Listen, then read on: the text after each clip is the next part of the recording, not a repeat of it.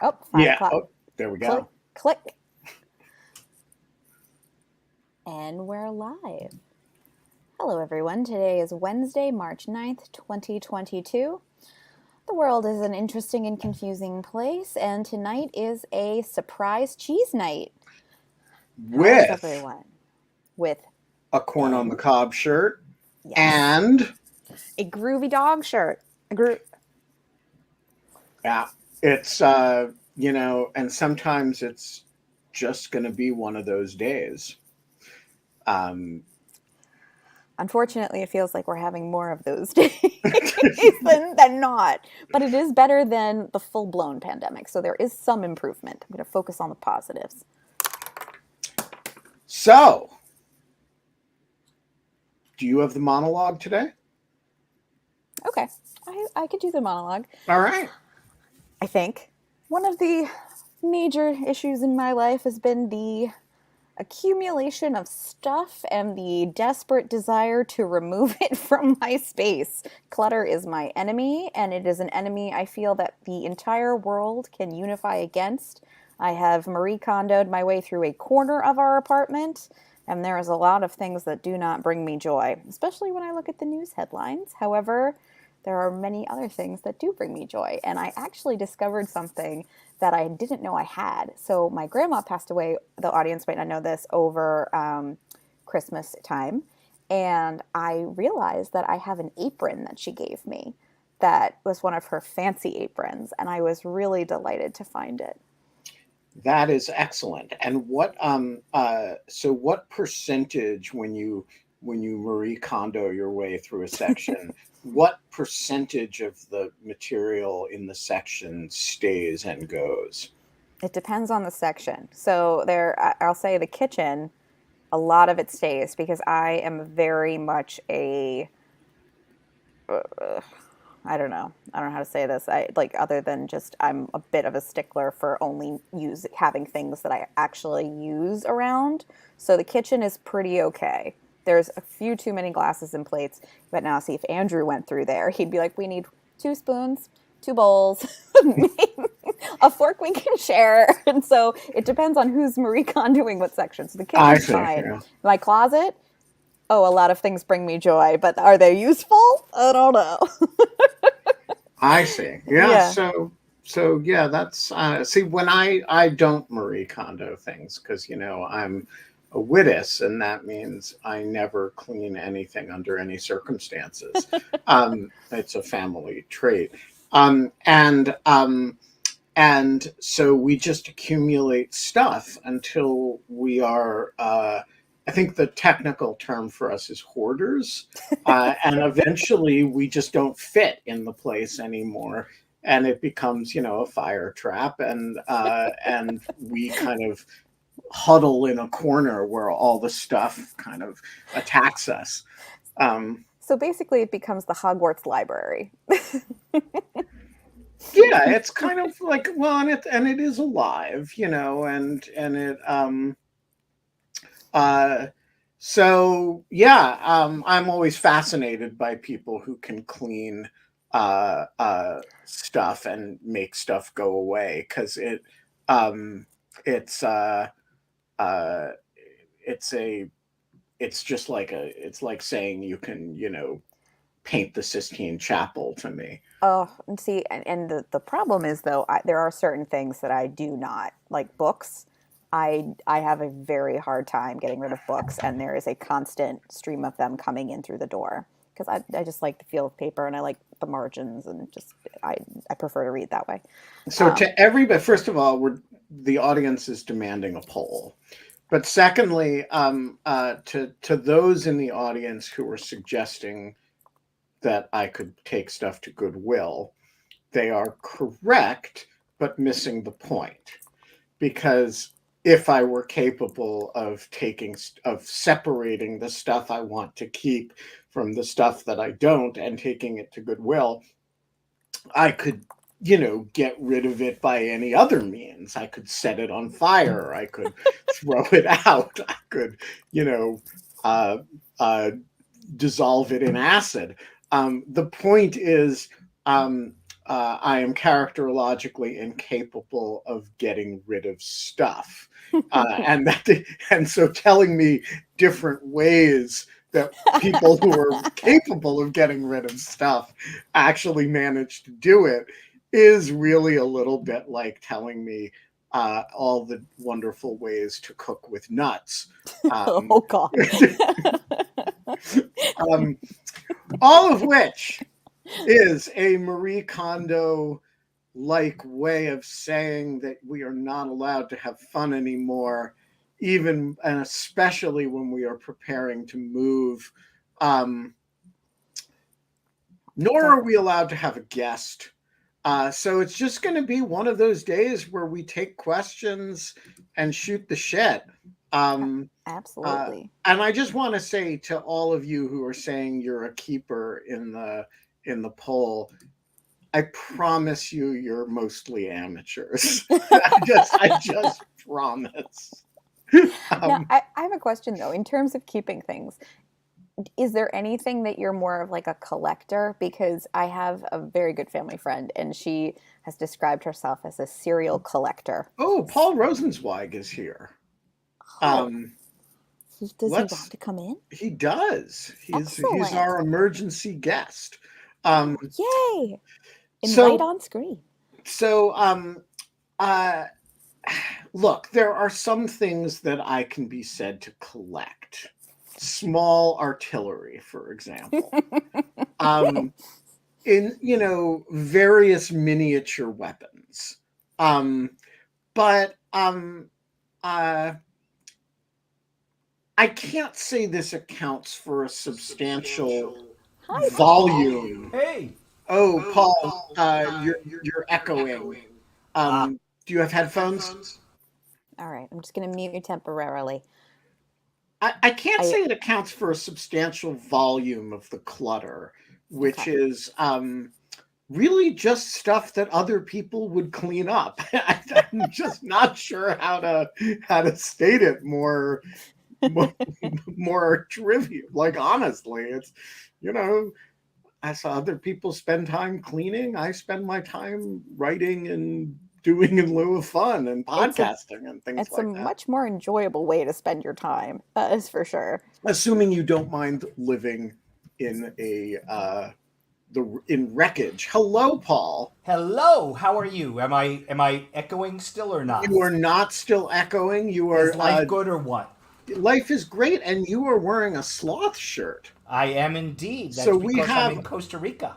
you Excellent. and on in lieu of fun. So we've got three. I'm the only one with vegetable shirt or grain shirt.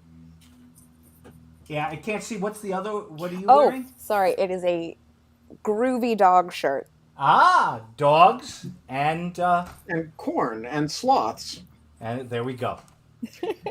How are you, Paul Rosenzweig? I am good. I am pretty darn good these days.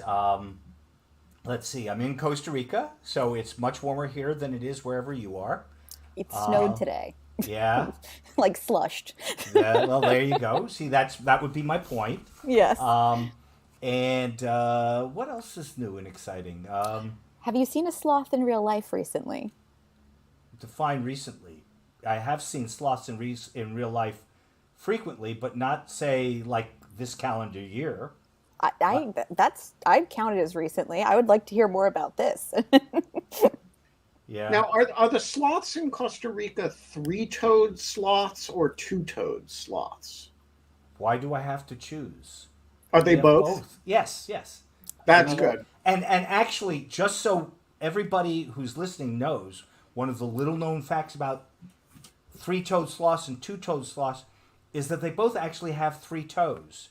It's their hands that have the or their upper The limbs that hooks. have the differentiator. But all of them have three toes in real life. And so and are they're different species, right? Yes, I mean they. I am told that they can sometimes interbreed, but unproductively. Ah. So I mean, what do I know? I mean, also, what do I know about sloth breeding altogether? Are they friendly? Uh,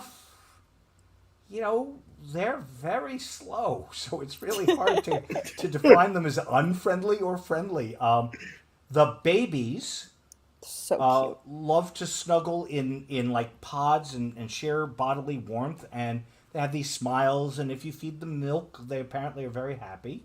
Um, the adults will love it if you give them an orchid to eat because that's their favorite. Really? Um, Oh, sloths uh, are just slow flower children. yes. On the other hand, they're they're not exactly warm and fuzzy. I mean, they don't hug you. They don't do like dogs and lick your face or cats and purr or anything like that, which would sort of be my definition of friendly, in one way or another. I feel Well, like sorry, my go ahead, Jay. definite I mean, my definition of friendly is just not openly hostile. So I feel Oh, like, they don't have and the energy to be hostile. Yeah, I read somewhere that they come down from the trees once a week poop to do their business, to poop. That's exactly right. and that is the dangerous time for them because they're birds of prey and stuff can get them when they're on the ground. This is exactly right.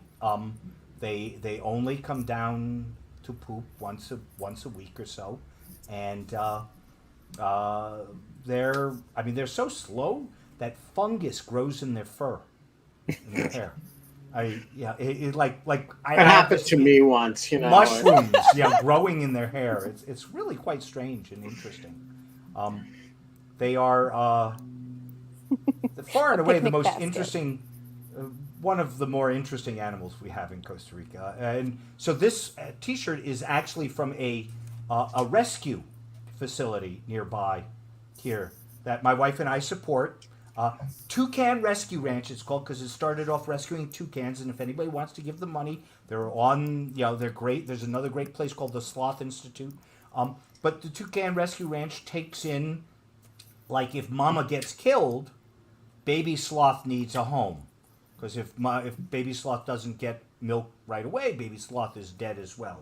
Um, so uh, so the local animal care ministry, MINAI, which is the Ministry Interior Nacional and Environmental, collects these strays, and there are lots of NGOs here in Costa Rica that accept them. We've got toucans that have lost their beaks and uh, birds that they try and put them back out, right? They try and reacclimatize them, and so we have a release site over on the Guanacaste side of the country. But not all of them can. Some of them are physically unable. Birds with a broken wing that can never fly, they're lifers. Animals that get too acclimatized to human behavior can't be released. So they work really hard to feed them with puppets and stuff like that.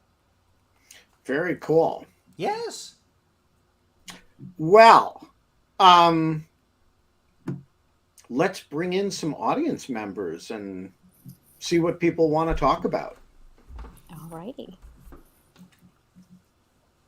Okay.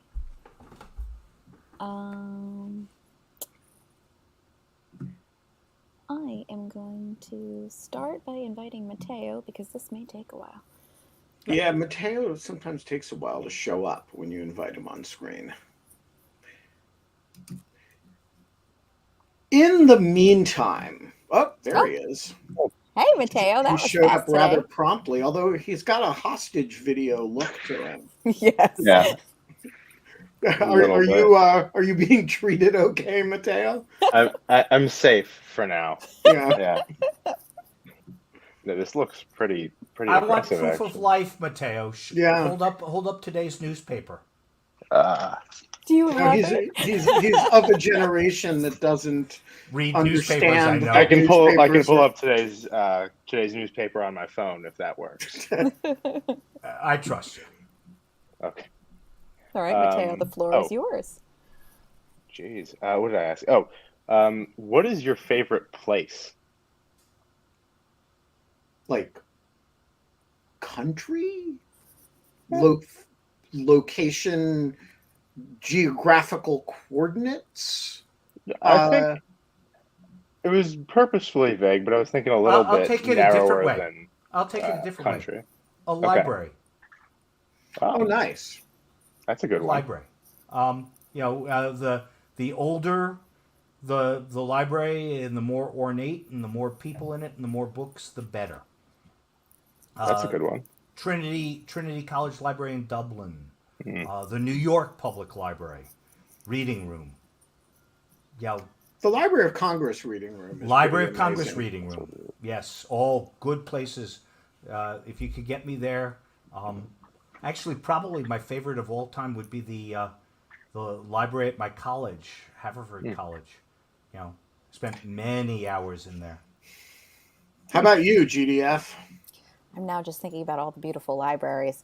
Can we come Well, back to me, Ben? Mateo has a cool one in New Haven, the Beinecke Rare Oh. Books Library. Yeah, I'm I about love how the 80 light feet comes below through it that. right now. You're below it? I'm in the sub basement of Yale Law School right now. Beinecke is very cool because it has these stone walls that are vaguely translucent. Mm. And so you can actually, when the light is bright outside, even though the walls are not windows, it actually kind of glows. It's a very cool building. It's gorgeous. It's one of the best places around. How about what about favorite place? Well, I gotta do that one a little differently because I got, Paul changed the rules of the I question. didn't change them. He was No, deliberately you vague. interpreted them, and I'm gonna interpret them differently, and say that the South Island of New Zealand is a location of astonishing beauty, where I biked around as a Mateo-aged person on my own for a good long time, and would love to go back. Mateo, I'm going to ask That's a you, good what's one. your favorite place? Oh, is it? I don't have an answer. Wait, here. Why don't you go and then I'll come up with one, or was that your stalling tactic? Yes, it was. Oh, jeez. All right. All right. Well, I'm going to go a completely different direction.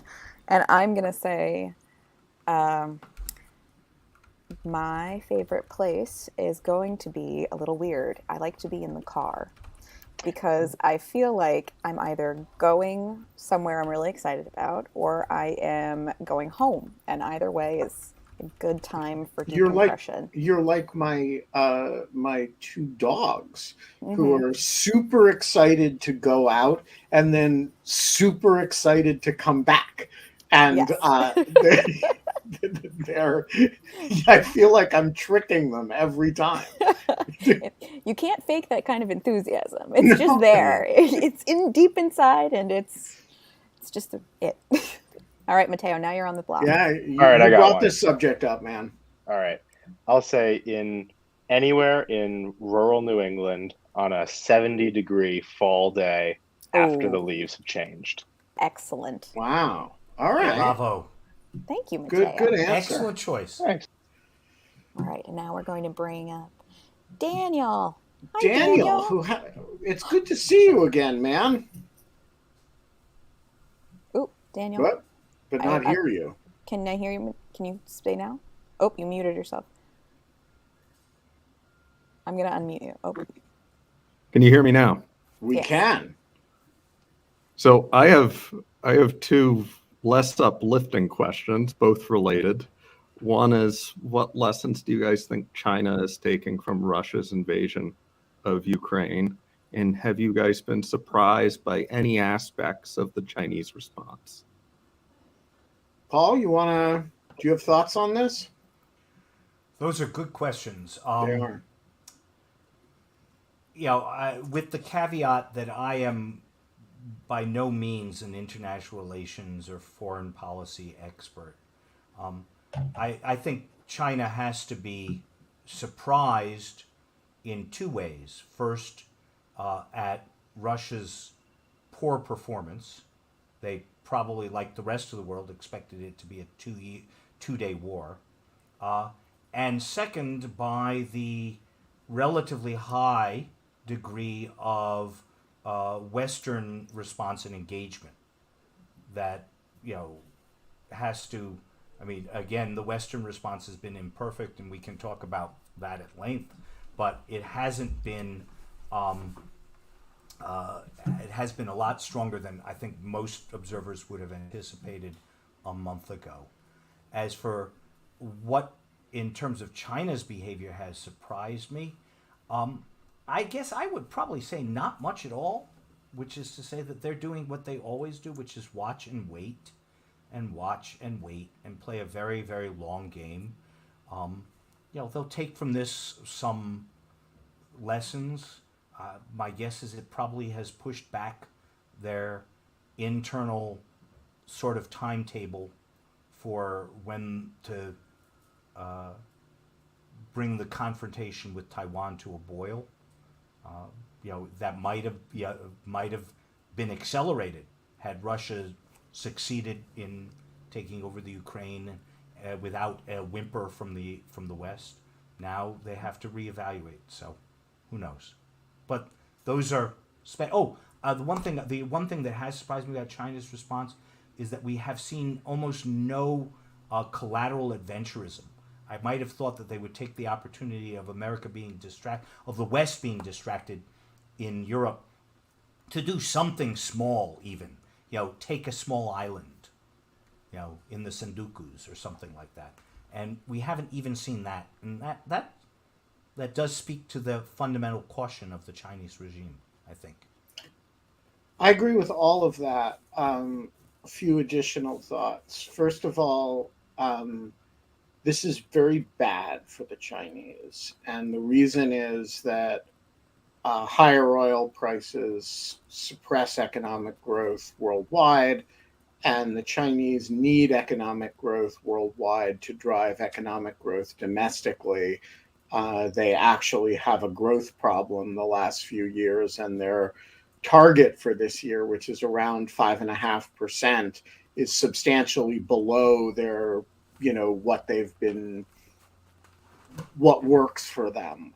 So they're actually expecting, more bad economic times, and they were counting on sort of robust growth in Europe and the West and the United States to drive demand for Chinese manufacturing. High oil prices, high tension, really not good for that. Secondly, uh, people wonder whether Putin is a rational actor or not. Nobody wonders if the Chinese are rational actors. They are. And a rational actor looks at this and makes two very clear, uh, very obvious conclusions. The first is that the Russian army is grossly overrated. That has implications for the Chinese in a number of areas, but not the least of which is that they have a very, very long border with Russia, and it's historically not a it's a historically a tense border. It's pretty peaceful now, but but it's something that they will notice. The second is that the rest of the world, which they have been, as Paul says, assumed are weak and disunited and incapable, in contrast to Chinese unity and authoritarian muscularity, responded extremely forcefully and have brought Russia to its knees economically very quickly. Now, whether that actually prevents, deters further misbehavior in Ukraine is a different question, but the Chinese will not fail to notice that when the rest of the world is intensely offended and gets together, A, it is capable of doing that. And secondly, the economic power of those countries cumulatively is immense. And, watching all of these companies, which, you and I say brands, companies, China says foreign investment, just walk out of Russia on a day's notice. That is a very powerful message, and so I think the Chinese will take a lot of two major positive messages from this. One is that they cannot completely offend the entire rest of the world, and the second is that Russia is maybe a reliable partner in some respects, but is not a effective partner when it ultimately comes to military prowess. All right, and I'm going to bring up Richard. Hello, Richard. The floor Hello. is yours. Hi. I can do frivolous, or I can do serious, or I can do both. Both. I think you can do both. Okay. Well, So long as do it's not fun. Yeah. well, this one. Okay, I'll do serious first. How much of an effect do you think that the Russian occupation is going to have on Trump and the GOP's prospects in this year and 2 years out, or is it too early to tell? I'm wondering really how much this might be affecting the people who are kind of fence sitters in the middle. Well, I will just speak for myself on that. But my capacity to wish cast on this is so extreme that I don't trust my own judgment. One would hope that this would serve to discredit people who've been too affectionate with Vladimir Putin over time, but one worries that it won't have that effect. So I don't really know what else to say about that. What do you guys think? I mean, there's been a practical effect where we've seen, I believe, even Tucker Carlson walked back some of his previous statements, or pretends at least that he didn't say them, and had a slight tonal shift. So I think that very amateurly, you can kind of see that there's, if China is paying attention and is learning lessons about the power of really just unified messaging and unified action across different states, I think domestically it's probably not so impossible for our own, like a party, to look and be like, okay, so if we'd like to be elected and we see that this offends the sensibilities of the majority of people, not only here but also globally, then perhaps we don't want to be praising them. I suppose I'm slightly more optimistic. I have long felt that ultimately, the facts and reality catch up with the Republican Party in the incredible inflating Trump. I mean, Neil deGrasse Tyson says science is true whether you believe it or not. And so is the reality of politics in some ways. When you have Mike Pence saying there's no room in the Republican Party for Putin apologists, yes, okay, he's not naming Trump, but that's twice now in under 2 months that he has consciously and purposely broken from Trump. Now, granted, he's probably not that important anymore in the party, but he's not completely unimportant. He's more important than some, and that's a sign of something. I'm hoping. I don't know. Your second question. I was kind of hoping for vastly superior certainty, but alas, okay. So the Why would frivolous. you take certainty from people like us? people like us, we were the people who were saying there's no way conservatism will tolerate Donald Trump. I Yeah, mean, come yeah, on. yeah. Like, Were we wrong or what, huh? I mean, Yeah, I was hoping that you would be righter than I was, or well, I less was wrong than hoping that I would too, but I didn't think the Republican Party could nominate him. I certainly didn't think he could win.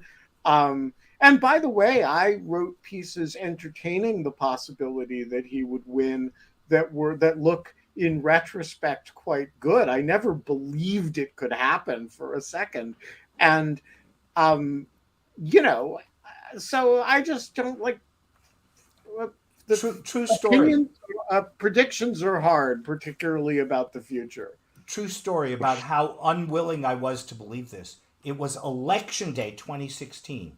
It was like 8 p.m. Eastern time when, I don't know, Pennsylvania goes for Trump or something like that. And my brother calls me and he says, he's going to win. And I said, no, he's not. There's no way he wins. This was at like 8 p.m. on November 6th, 2016. Yeah, So 9:30 was a bad time. It was when everybody realized it all at once. yeah. Uh, all right. Well, to my frivolous question, are you interested in hearing my story? How I went from disdaining Verdi to a big Verdi fan. I am, but principally I'm interested in hearing how you could have ever disdained Verdi, a man of your sense and refinement, um and so I can only assume you had never listened to late Verdi, and you were listened to a lot of stuff from his kind of papa early days, and and then suddenly was exposed to Otello and Falstaff and Aida and the Requiem, and realized that you were in the presence of greatness. Well, I had actually been somewhat familiar with Aida early on, and La Traviata. So you got those two sides of it. But and in fact, it was Otello helped bring me in, reel me in. But I was about 26. So I was about 26 when I started. I decided I'm going to have to. I really should see if I can take Verdi seriously. And so I went and bought some recordings uh, bought a recording of Otello and a recording of Trovatore. And I, Otello was fine, but I decided I'm going to listen to Il Trovatore until I'm going, either I die or I actually come to like it. And, a few weeks later, all I remember is waking up in a hospital bed, barely conscious, and thinking, Trovatore is really pretty neat. And somehow came back to life like that. And what was the presumably it wasn't Verdi that put you in the hospital. No, that's all part of this story. So, no, I actually, see. yeah, no, it's Excellent. I felt my life ebbing away, and then I realized, hey, it's actually pretty good. So, All right. Thank you, Richard. All right. And then I'm going to bring up Paula. Paula, are you green today? Yes, I'm in a different location, so I'm Green green. with envy. So I was wondering what your thoughts are how we talk about Russian soldiers and then Russians themselves, because I've seen on Twitter a lot of people just explicitly in both. I think that obviously the Russian soldiers' rhetoric is extreme, which is like die in hell, disgusting. I love to see dead bodies of these people. And then on the Russian people side, it's more that they're complicit in what Putin has done. And I wanted to know your thoughts on how we talk about those things. Scott would be obviously, I think, raised kind of this point a little bit. on maybe we should be a little bit more sensitive about how we talk about those things, but I wanted to hear your thoughts on that. So, in the immediate aftermath of 9/11, the best thing that President Bush did, the very best thing that President Bush did, was he went to the big mosque in Northwest Washington, D.C., and he gave a talk, and the talk was, it's not about Muslims, it's not about Islam, it's about bad people, these small group of bad people doing bad things. Unfortunately, I'm not sure it took as well as it should. And there are a host of reasons, but it was really an important point.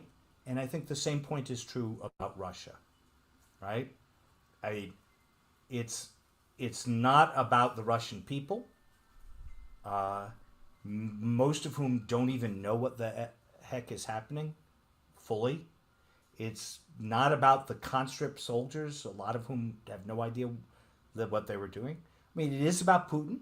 And if you want to expand that and make it about Putin's leadership group who are enabling him and supporting him, I'd make it about them. But I'm sort of with you in the we shouldn't generalize to hate an entire nation or an entire group of people. I completely agree with that, and I would go further than that, actually.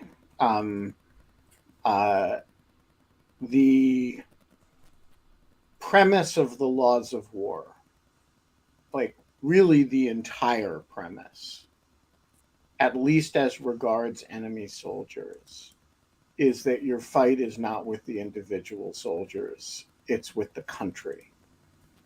And that is why we protect POWs and afford them quite generous protections when they're captured. It's why it's unlawful to kill them. Though if you kill them when they're fighting, that's actually an immunized act, right? So if Paul is on the opposite side of a war from GDF and they shoot at each other, they both have what's called combat immunity for those acts. Neither of them can be prosecuted because there's not an understanding that there's individual volition for the individual soldiers. They're instruments of their state.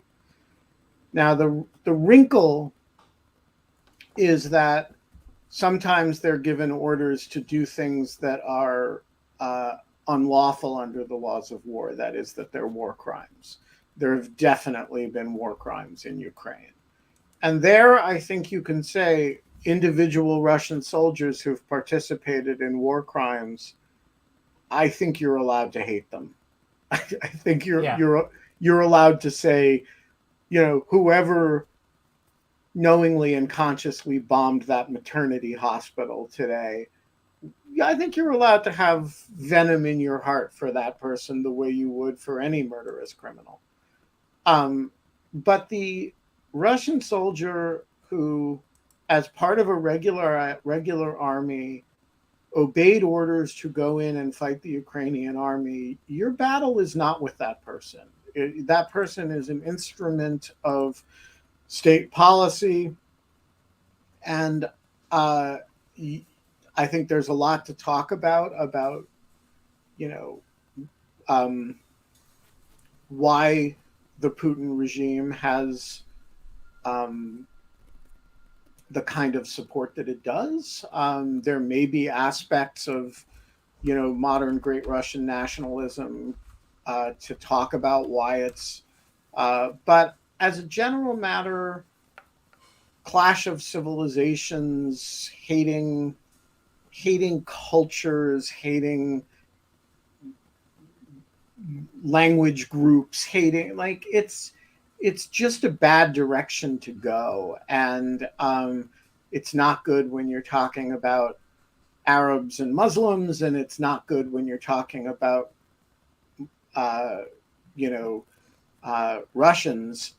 It is very worth thinking about the ideology that Putin represents and why there are, kids giving Nazi salutes in Russia, chanting, slogans that really sound like they come out of the 40s. And I do think there's a cultural conversation to have there, but just, Russian is a language, and by the way, a lot of the Ukrainians on the other side of the speak the same language. So just be careful on that stuff. Jonathan Rausch, you look like you're at the Brookings Institution and you have your awesome manual typewriter over your right shoulder. This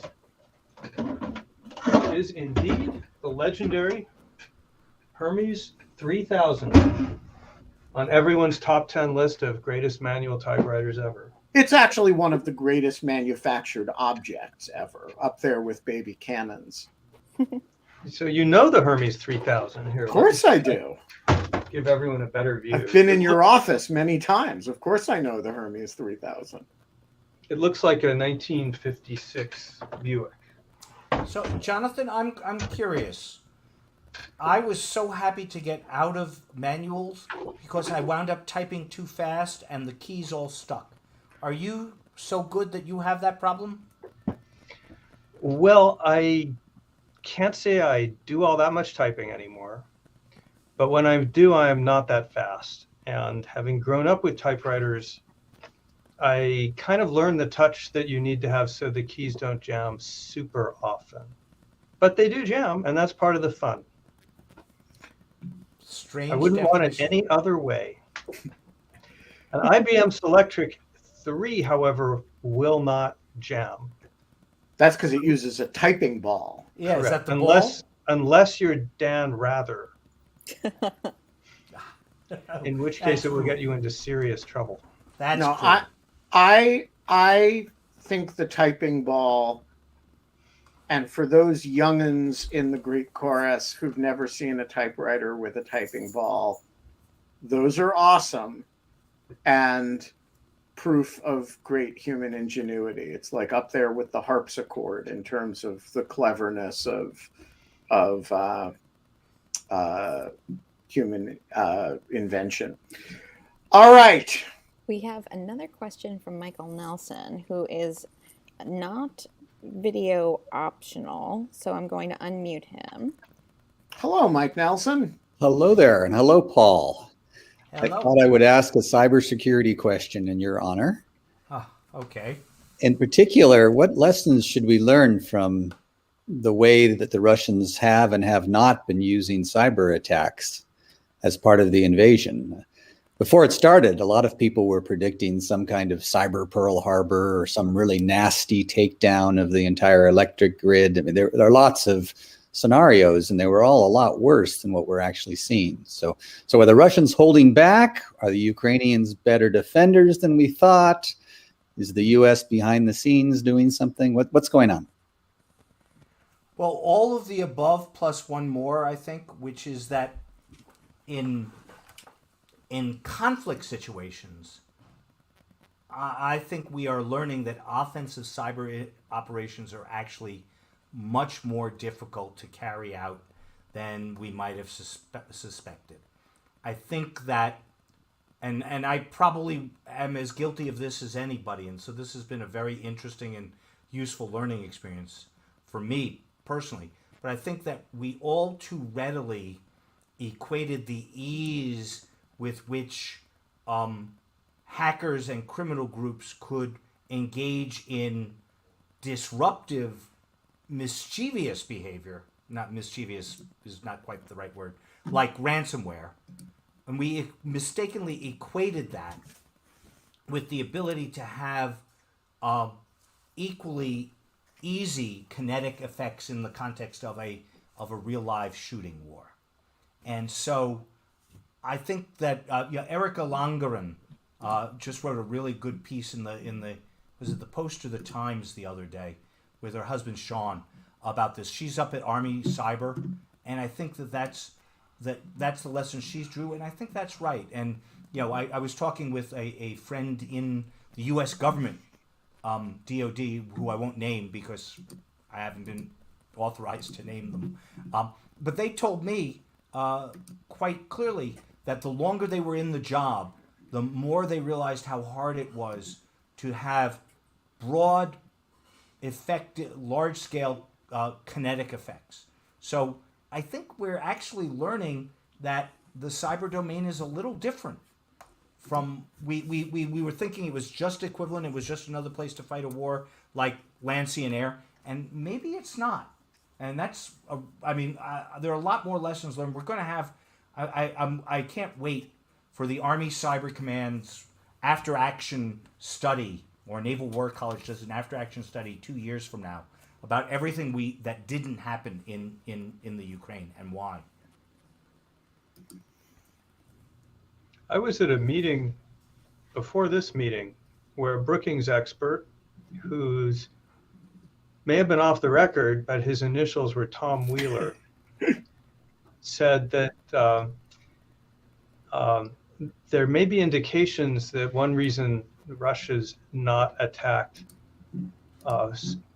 cyber more aggressively is that the Russians themselves are using the Ukrainian cyber networks at the moment. They may attack them later, but at the moment they're finding them useful. I can't vouch for that one way or the other. That's interesting. That's the first time I'd heard that. I had heard other speculation that one of the reasons that, at least early on, Putin didn't deploy the cyber was because he thought he was going to win the war kinetically in 2 years. So why waste a whole bunch of good cyber tools that have a shorter shelf life? 2 days or 2 No, years? he thought he was going to win it in 2 days. I'm sorry, did I say 2 years? Okay. But I also, Okay. Yeah, I was like, I hope I No, also think there's like the Ukrainians, maybe they're very mobile. They're fighting with automatic weapons and rocket launchers. These are not highly networked things, and it may be that that there's just a limited amount. Cyber is great for attacking highly networked entities. It's less great for technologies that are not not wired. The internet, if it's not the Internet of Things, it's pretty hard to attack by means of cyber. Okay, so And never rule out incompetence. that's Which true. the Russians have certainly displayed a great deal of.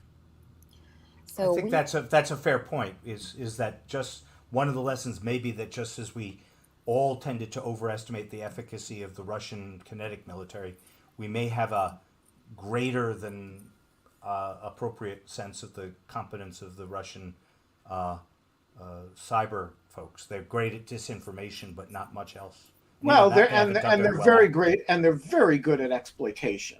Yes. But that's not a kinetic military function, right? It's a spying thing.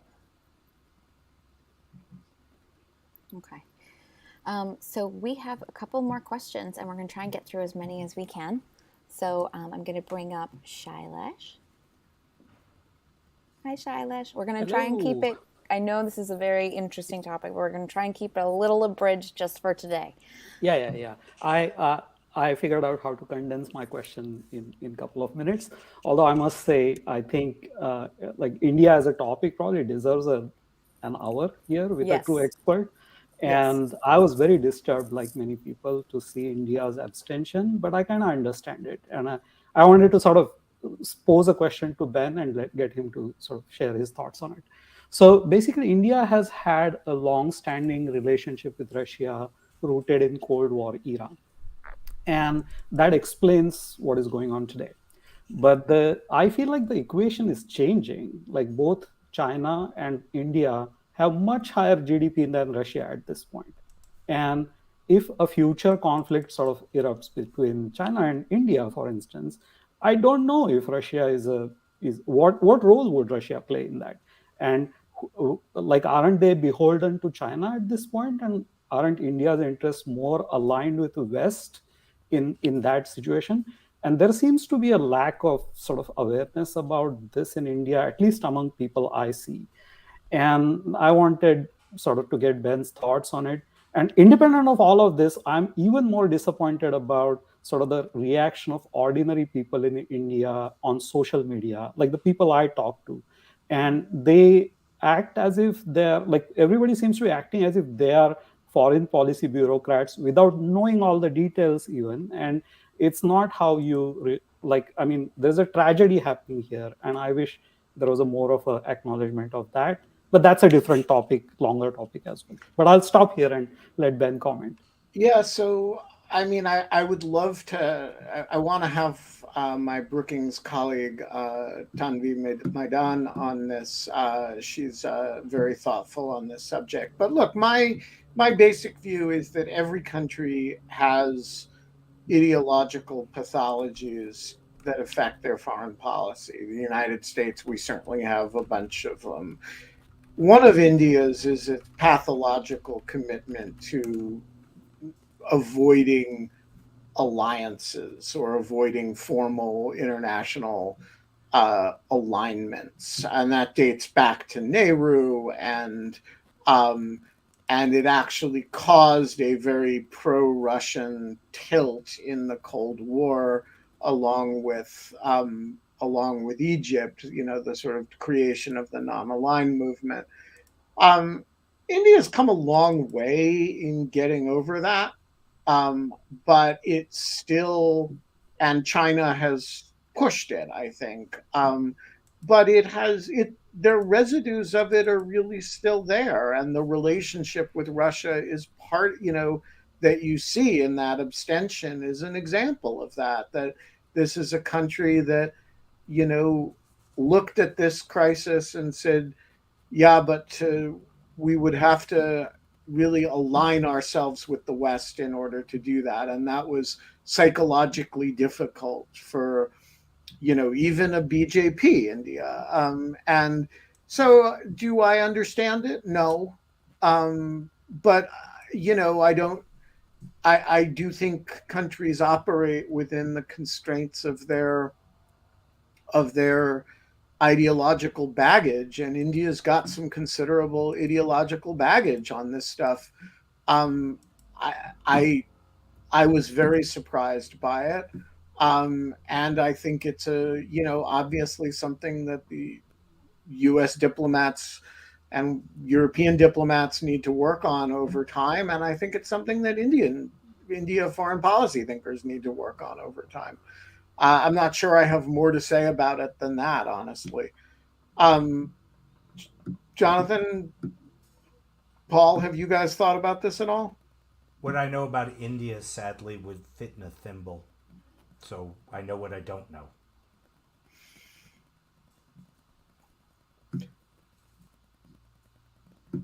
Okay.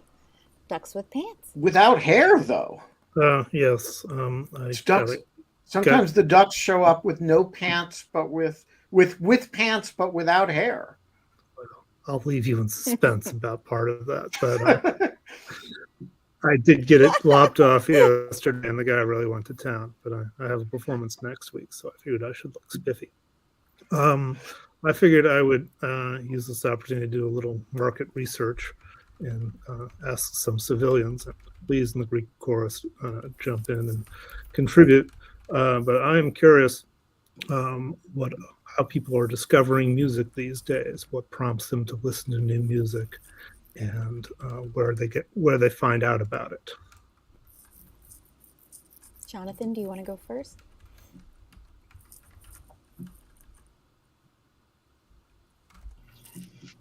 So my love is old music, listening to classical music. And it's hard to discover new things, but I try. The way I mostly do it is by trying to attend orchestral concerts and trying to make sure there's always at least one thing on the program I haven't heard before. So if it's the first half is, I don't know, Beethoven Symphony No. 5, and the second half is Scheherazade, I'm unlikely to go. Whereas, just for example, by coincidence, earlier today, I noticed that Benjamin Grosvenor, a young and extremely meteoric British pianist, is playing at Strathmore on Saturday. And he's playing Beethoven's Third Piano Concerto, but they're also doing a new piece that I have never heard of. So that excites me, and that's how I find new music, by showing up and being exposed to it. The other day, the NSO did Florence Price's Symphony No. 3. She's an African American composer from the 30s and Yes, 40s. we had a live It's a performance miracle. of a Florence Price organ piece by a British organist on the show. Yes, On the show? Impressive. Anna Lapwood. Wow. Well, how about that? Well, she's all the rage suddenly, but the NSO got there first, and it's a fun piece. So that's my answer. GDF, how do you discover new music? I'm very fortunate, and I have a relative who is a musician I have pretty eclectic musical taste, as does he, and so he makes recommendations, and I usually like them. Or I go combing through Spotify, and we'll find something that not a lot of people have listened to, or a ton of people have listened to. It really depends on my mood. How about you, Paul, Ben? Unlike Jonathan, I'm a jazz aficionado, though I love classical music as well. And the way that I find new stuff is most years, though not for the last two, sadly, my wife and I go to the New Orleans Jazz Festival. And we don't listen to we sometimes listen to the people we know, of course, because, if the Neville Brothers are playing, who cannot listen to them? But what we try and do is wander to the smaller stages and listen, to people playing earlier in the day, and finding new people that way that we kind of can groove on. We found a jazz group from Belgium that did Django Reinhardt type stuff called the Wasso Gypsy Belgian Jazz Band. And I just fell in love with them. So I got all three of their albums, and then they broke up, and you'll never hear from them again. But if you can download them, Wasso Gypsy Belgian Jazz Band. I think I'm saying it right. So I don't know the answer to this question. There's a certain amount of recommendations. There's a certain amount of strategic. I like this piece by this person, so I look for the stuff adjacent to it. There's a certain amount of serendipity. You look up, you're watching a show or watching a movie, and you see you like the score, and so you stay for the credits to see who wrote it, and then look that person up. And then there's a certain amount of just accidental exposure. So I don't have an especially strategic magic answer to that question. Okay, we have 2 minutes, but we're going to try and get through these last two questions very quickly.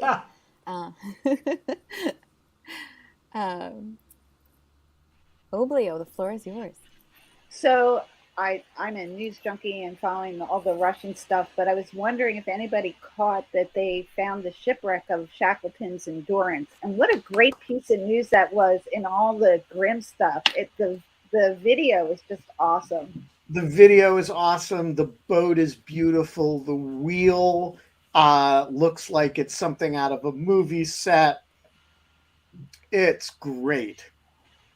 One of the greatest stories of all time. Yeah, I don't know what to say about it, but I'm totally with Oblio 23. I'm just generally pro discovery of old shipwrecks. I think they're almost always good to just discover and send a submersible around to film. Like, it's almost never turns out to be a bad idea. I like the caveat of almost never. Well, there is one exception, which is I had to write the Washington Post's editorials for a number of years about legal disputes about salvage of these boats. Oh, yeah. That makes you regret sometimes because those disputes are awful. Okay. And Itamar. you get the last question, Itamar. Okay. So do you recommend alcoholism as a career advancement strategy? You did say moderate in your question. Moderate alcoholism. Moderate alcoholism as a career advancement strategy. Let's just go around on that. Jonathan. Jonathan's mute. Yeah, you got to unmute yourself. I got you, Jonathan.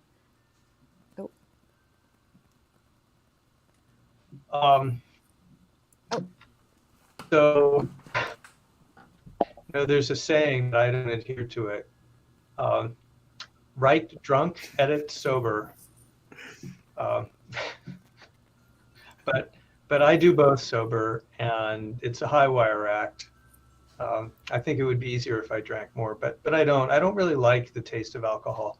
I have a natural aversion gene. Paul. I don't think I could get through the day without a glass of wine. Most days, I find it in small amounts. It doesn't hurt, and sometimes it actually helps the creativity. GDF. I think being able to hold your alcohol is very important for career advancement. There are many, many stories of a Christmas party gone awry and someone not having a job the next day. So knowing your limit is important. Yeah, I'm going to say I am not against moderate consumption of alcohol, and I am pro career advancement. I think the ambition to use one to facilitate the other is probably misplaced. Just keep them separate. All right, it is 6:02 p.m. We are relatively on time. Thanks for the Twitter invite, Ben. It was great to join you guys today. You know, it's great to have you both. You're both great Americans, even if you're, Paul, an American expatriate. Still American. American. We're going to be back Friday with Mike Pesca, who, by the way, if you guys have not listened to his rumination on the gist yesterday about the New York Times op-ed by the UVA kid, it may be the smartest thing written about cancel culture, not by Jonathan Rauch. It's a particularly good monologue and very thoughtful. And we will surely be talking about that 46 hours and 57 minutes from now. And until then, GDF? We don't have fun anymore, but we get to keep all the stuff that we like to keep. I hope you all have a wonderful evening. Bye, everyone. Meanwhile, Paul's gone blind. Oh, yeah, the sun